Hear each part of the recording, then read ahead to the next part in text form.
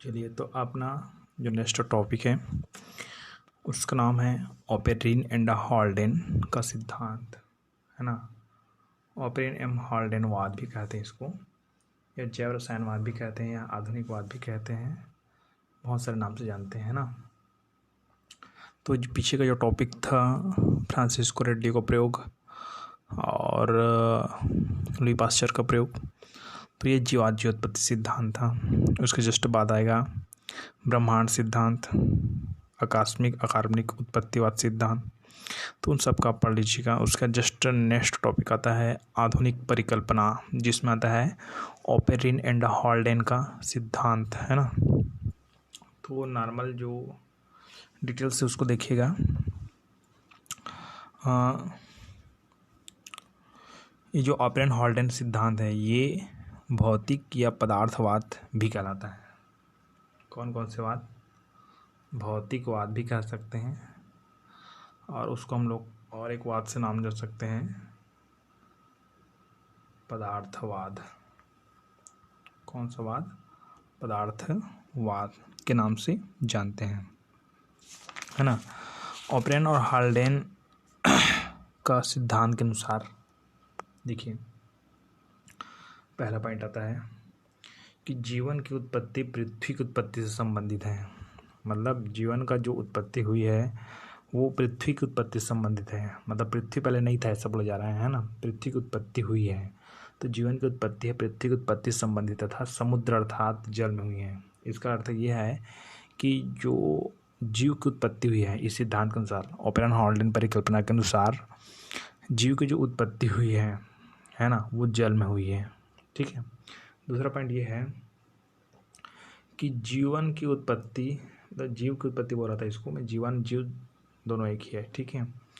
तो जीवन की उत्पत्ति समुद्र में उपस्थित रासायनिक पदार्थों के विशेष रूप से संगठित और संघनित होने से हुई है। दूसरा पॉइंट ये बोलता है ना। तो इसका मतलब ये है कि जो सबसे पहले जो जीवन की उत्पत्ति हुई ना, वो समुद्र में अनेक प्रकार के रसायन थे, रासायनिक पदार्थ थे, वो आपस में संगठित हो गए, मतलब इकट्ठे हो गए और संघनित हो गए। संघनित मतलब होता है भाप के रूप में बनना। ठीक है। जैसे कोई भी पानी है वो भाप बनकर ऊपर जाती है तो उसके बाद फिर बूंद बन जाती है ना, उसको संघनन बोलते हैं। तो जीवन की उत्पत्ति समुद्र में अवस्थित रासायनिक पदार्थों के विशेष रूप से संगठित और संघनित होने से हुई है। ये दो पॉइंट क्लियर हो गया।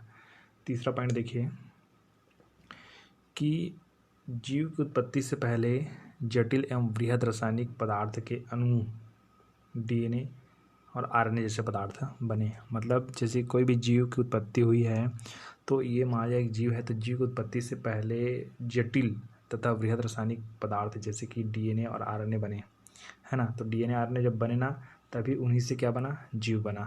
ठीक है, ऐसा बोला जा रहा है तीसरा पॉइंट। चौथा पॉइंट में देखें, इन पदार्थों के निर्माण के लिए आवश्यक ऊर्जा, मतलब जो डीएनए और आरएनए ये पदार्थ है, ठीक है। तो इन पदार्थों के निर्माण के लिए आवश्यक ऊर्जा के विषय में ऑपेरिन और हॉल्डेन का यह मानना था कि ऊर्जा की प्राप्ति पराबैंगनी किरणों, अल्ट्रावायलेट रॉयस, मतलब ये जो डीएनए और आरएनए का जो निर्माण हुआ है ना, उसके लिए ऊर्जा की आवश्यकता पड़ती है। तो ऊर्जा के विषय में ऑपेरिन एवं हॉल्डेन का मानना है कि ऊर्जा की प्राप्ति कहाँ से हुई है? पराबैंगनी किरणें, विद्युत विसर्जन,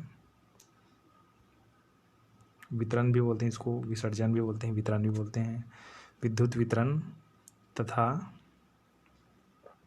रेडियो सक्रियता आदि स्रोत हैं। इन पदार्थों के निर्माण के लिए आवश्यक ऊर्जा के विषय में ऑपेरिन हॉल्डेन का यहाँ कहना है कि ऊर्जा की प्राप्ति, इस पदार्थ को डीएनए और आरएनए को बनाने के लिए ऊर्जा की जो प्राप्ति हुई है वह कहाँ से हुई है? पराबैंगनी किरणों से हुई है, विद्युत विसर्जन से हुई है, वितरण भी बोलते हैं उसको, रेडियो सक्रियता से हुई, इत्यादि स्रोतों से हुई। इन सब स्रोतों से क्या प्राप्त हुआ? ऊर्जा प्राप्त हुआ, और ऊर्जा प्राप्ति के फलस्वरूप क्या क्या बना? आरएनए और डीएनए का निर्माण हुआ, ऐसा बोला जा रहा है ना। पांचवा पॉइंट देखिए, पांचवा पॉइंट में क्या है? अनुकूल परिस्थितियों के निर्मित होने से, अनुकूल परिस्थितियों के निर्मित होने से इन्हीं जटिल रासायनिक पदार्थों से, मतलब जो जटिल रासायनिक पदार्थ कौन है? डीएनए और कौन है? आरएनए। तो अनुकूल परिस्थिति के निर्मित होने से, अनुकूल मतलब वातावरण के जो फेवर में होगा उसको बोलेंगे अनुकूल बोलेंगे। तो अनुकूल परिस्थितियों के निर्मित होने से इन्हीं जटिल रासायनिक पदार्थों से कोएसरवेस्ट नामक रचना बनी। मतलब ये डीएनए, आरएनए है और अनेक प्रकार के रासायनिक पदार्थ ये सब मिलकर क्या बनाए, कोएसरवेस्ट। कोएसरवेस्ट का परिभाषा आगे देंगे हम लोग, है ना। कोएसरवेस्ट नामक रचना बनी। कोएसरवेस्ट में धीरे धीरे क्या हुआ, विभाजन हुआ एवं अन्य जीवन के लक्षण आ गए। तो यही कोएसरवेस्ट में धीरे धीरे क्या हुआ, जीवन के लक्षण आ गए तथा इन्हीं से प्राथमिक जीवन की उत्पत्ति हुई। जो सबसे पहला जीव बना ये कोएसरवेस्ट से बना, ऐसा बोला जा रहा है ना। कोएसरवेस्ट में ही जीवन के सबसे पहले लक्षण आएंगे। ये 5 पॉइंट क्लियर हो गया। 6वां पॉइंट देखिए। 6वां पॉइंट ये बोलता है कि ऐसा माना जाता है कि कोएसरवेस्ट उससे बनने वाले पदार्थों से, कोएसरवेस्ट या उनसे बनने वाले जितने भी पदार्थ हैं, मतलब कोएसरवेस्ट से जो पदार्थ बने उन पदार्थ से प्रोटोवायरस बना, विषाणु, प्रोकैरियोटिक कोशिकाएं, रसायन संश्लेषी कोशिकाएं, प्रकाश संश्लेषी कोशिकाएं क्रमिक रूप से बन पाई। मतलब धीरे धीरे ये जो कोएसरवेस्ट है वहाँ से प्रोटोवायरस, विषाणु, वायरस, प्रोकैरियोटिक कोशिका, रसायन संश्लेषी कोशिकाएं, प्रकाश संश्लेषी कोशिकाएं क्रमिक रूप से बनती गई। इन्हीं यूकैरियोटिक कोशिकाओं से आगे चलकर जटिल एवं बहुकोश की जीव की उत्पत्ति हुई। यूकैरियोटिक कोशिका से ना, ठीक है, बहुकोश की जीव की उत्पत्ति हुई। मतलब बहुकोश की हम लोग आते हैं ना, मतलब पूर्णतः मनुष्य की उत्पत्ति। इस प्रकार से ये ऑपरेंट हार्डवेयर परिकल्पना है। मतलब इस परिकल्पना का मुख्य उद्देश्य क्या है कि जीवन की उत्पत्ति को समझाना। जैसे लुई पास्चर है और फ्रांसिस क्रिक, ये भी जीवन की उत्पत्ति के लिए बहुत सारे प्रयोग किए। ठीक है, एकदम सिंपल है। इसमें आप ऐसे तो कुछ क्वेश्चन तो नहीं होगा, ऐसा लगता है मेरे को। ओके।